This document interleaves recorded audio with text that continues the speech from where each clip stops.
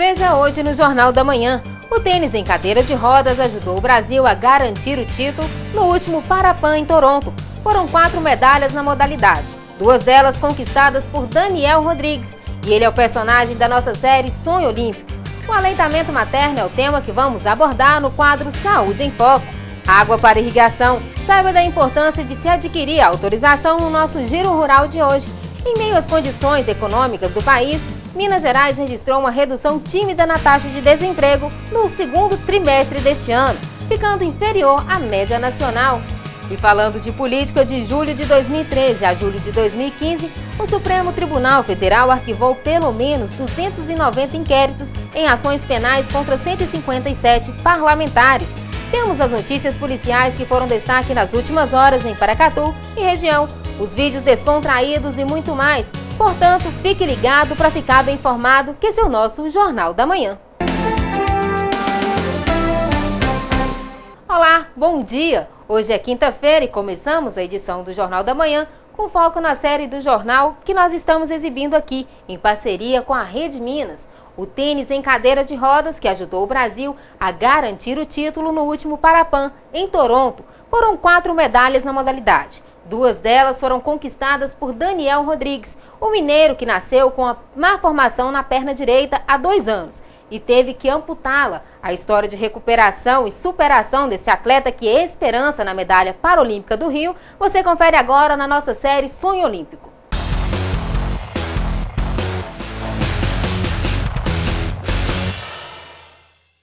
Meu nome é Daniel Alves Rodrigues, tenho 28 anos, sou atleta paralímpico desde 2006.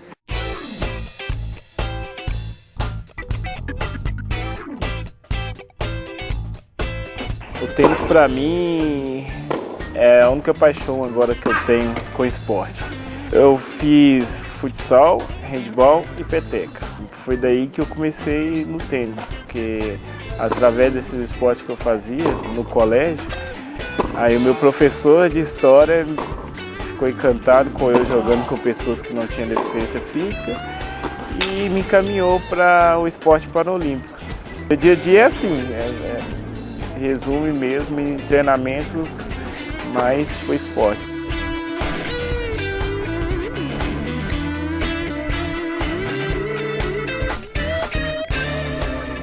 O tênis em cadeira de rodas nasceu nos Estados Unidos na década de 70, mas a estreia em Paralimpíadas foi na Espanha, em Barcelona, 20 anos depois. Os primeiros representantes brasileiros, José Carlos Moraes e Francisco Reis Júnior, entraram em quadra nos Jogos de Atlanta em 1996. As regras são praticamente as mesmas do tênis tradicional, com uma diferença. A bola pode quicar 2 vezes na quadra antes de ser devolvida ao adversário. Mas o nível técnico de alguns jogadores é tão alto que faz essa mudança ser praticamente desnecessária. Não é mesmo, Daniel?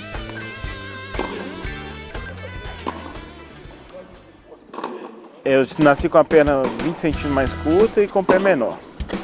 Aí eu fiz várias cirurgias tentando melhorar, alongar a perna. E até que ela acabou que foi pior para mim porque travou o meu joelho. Então eu fiquei com a perna dura depois dessa cirurgia que eu tentei fazer. E daí eu parei de mexer com isso porque era muita dor que eu sentia fazendo essa cirurgia e não estava dando resultado, né? Em 2012 surgiu uma vaga para mim no Hospital Sara e eu comecei a fazer acompanhamento lá até que surgiu a opção de eu amputar essa perna. E eu, como viajei em vários lugares aí do mundo e via muitas pessoas andando com prótese, então eu achava interessante, só que não era uma decisão fácil para se tomar, né? Porque você ia amputar um membro que, na verdade, para mim eu achava que estava funcionando, era funcional. E adaptei muito rápido, eu que nunca andei sem muleta, hoje eu ando sem muleta, só com a prótese. E para mim foi muito bom essa cirurgia. O Brasil tem 3 representantes na lista dos 30 melhores atletas do mundo no masculino. No feminino, temos uma pernambucana entre as 20 primeiras. Natália Maiara ajudou o país a conquistar a nossa melhor participação em Parapans. A delegação somou 4 medalhas. Natália ficou com o ouro na competição por duplas ao lado de Rejane Cândida. E ainda garantiu outro ouro no individual. Passei a fazer parte da seleção brasileira em 2009 e daí que veio os títulos mais importantes. Ano passado eu ganhei a Copa Guga, que é um torneio internacional feito no Brasil.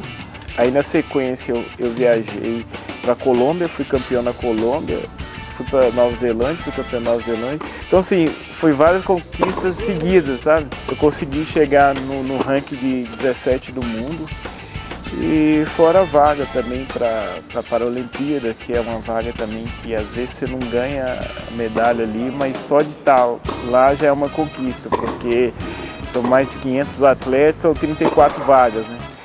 No Parapan de Toronto, Daniel levou para casa 2 medalhas. Prata competindo ao lado de Carlos Jordan e bronze no individual. É o brasileiro mais bem posicionado no ranking internacional e quer deixar a sua marca nos Jogos. Por falar em entrar para a história, quem já fez isso é a atleta Esther Berger. A holandesa conquistou recordes na modalidade que não serão batidos tão cedo. Foi ouro 7 vezes em 4 Paralimpíadas. E isso não é tudo que a tenista conseguiu antes de deixar as quadras em 2013. Nos últimos 10 anos em que competiu, não sofreu nenhuma derrota. Foram 470 vitórias e 120 títulos consecutivos.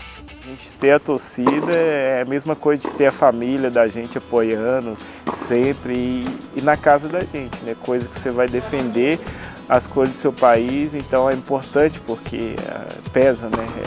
Essa importância que a gente tem de carregar o nome do Brasil. E eu já joguei com praticamente quase todos que estão aí no circuito, desde o número 1 até o número 10 ali. E são muito difíceis, na verdade eu falo para vocês que o nível é altíssimo, mas espero fazer uma boa participação aqui no Brasil e tentar mesmo, vamos buscar medalha.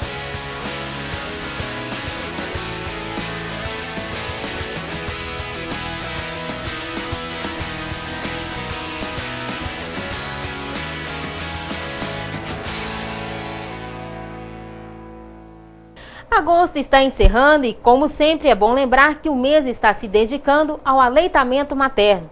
Devido à importância do tema, esse é o assunto do nosso quadro Saúde em Foco de hoje. Aqui na nossa sala de entrevistas, a assistente social Lourdes Poça, que vai responder agora as perguntas das nossas telespectadoras. Preparada, Lourdes? Acredito que sim, né, Lília? Foram muitas as perguntas, a gente é uma sabatina.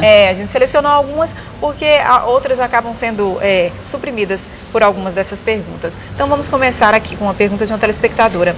Existem restrições alimentares? O que não posso comer durante o período que estiver amamentando? Então, olha, Lília, a alimentação da mulher que amamenta tem que ser uma alimentação saudável. Muitas mães me perguntam assim, a alimentação da mãe vai interferir em alguma coisa no bebê? A questão da cólica é uma das coisas que a gente sabe, que se a mãe estiver comendo alguma coisa que pode desencadear uma cólica no bebê, isso vai acontecer. Então interfere sim. Interfere. Quais são esses alimentos? Então, eu poderia te dar vários exemplos, mas também é um caso individual. Individual, né? Só um a título de curiosidade. O principal, o leite de vaca, né? Agora, Lourdes, uma pergunta que é, na verdade, um relato de uma mãe, né? Meu bebê só quer o peito, embora já esteja na idade de comer outros alimentos. O que faço? Essa questão é muito procurada, realmente. As mães me fazem muito essa pergunta, quando elas vão desmamar, ou então quando elas estão introduzindo outros alimentos. Aí é o seguinte, o bebê tem que ver como é que está sendo dada essa comida, né? Tem que ver se está sendo dada de forma adequada. Tem que ver se você não está colocando vários alimentos ao mesmo tempo. A gente sabe que o bebê ele deve iniciar com apenas 3 alimentos. E você não deve misturar esses alimentos. Eles devem ser colocados de formas separadas. Porque se o bebê não gostar de um deles, você vai saber qual é.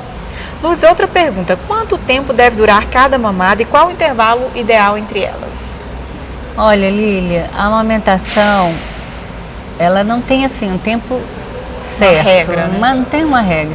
Mas a gente sabe que um bebê que fica 1 hora amamentando não é normal também.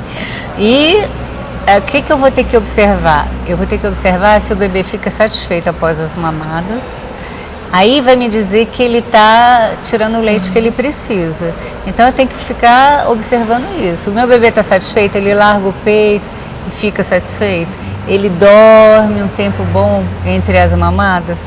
Eu tenho que ver isso. E o Giro Rural desta quinta-feira fala de um líquido precioso e que cada vez mais escasso no mundo. Estamos falando da água. Você sabia que para irrigação existe todo um processo para conseguir a autorização? A resposta na reportagem do Jornal da Manhã, em parceria com o programa Paracatu Rural. A água destinada à irrigação pode ser captada apenas por meio de outorga, que é o instrumento legal que assegura ao usuário o direito de utilizar recursos hídricos. Vale lembrar que essa autorização não dá ao usuário a propriedade da água, mas sim o direito de seu uso. Portanto, a outorga pode ser suspensa, parcial ou totalmente, caso o outorgado não respeite as determinações legais para a captação de água. A tarefa de fiscalizar o cumprimento da lei é da Polícia de Meio Ambiente e as ações para coibir a prática de excessos no uso de recursos hídricos é constante. A Polícia Militar do Estado de Minas Gerais ela possui convênio com a Supram, então através desse convênio nós temos competência para estar fiscalizando essas outorgas irregulares e nós temos o poder administrativo de polícia para estar autuando essas outorgas que são irregulares e comunicar isso ao Ministério Público, né, que irá comunicar com a Justiça para sanar essa irregularidade. Entre 2013 e 2014, a Companhia da Polícia Militar do Meio Ambiente, sediada em Belo Horizonte, registrou aumento de 3,84% nas autuações por captação clandestina de água em 47 cidades fiscalizadas. Segundo a PM, os dados se referem à captação irregular via caminhões-pipa, poços artesianos sem outorga, desvio para irrigação e barragens proibidas praticadas por pessoas ou empresas. A Secretaria de Estado de Meio Ambiente e Desenvolvimento Sustentável, SEMAD, não informa o número de autuações no estado, mas garante que aplicou R$1 milhão em multas em 2014, 20,4% a mais do que os 830 mil aplicados em 2013. Para se ver livre de problemas, o ideal é que os interessados busquem a outorga. O procedimento é simples e quase sempre rápido. Primeiramente, todo o produtor, fazendeiro que quiser licença de uma outorga, ele deve procurar a Supram, né, para verificar, fazer a entrada da documentação solicitando autorização para fazer captação de água naquele local. A Supram, por sua vez, irá analisar esse processo, né, e dentro de um período breve, ou alguns casos são mais demorados, e lá liberar ou não essa captação de água naquele local pretendido. É preciso ainda lembrar que as outorgas devem ser renovadas, pois tem um prazo de vigência que deve ser observado com atenção.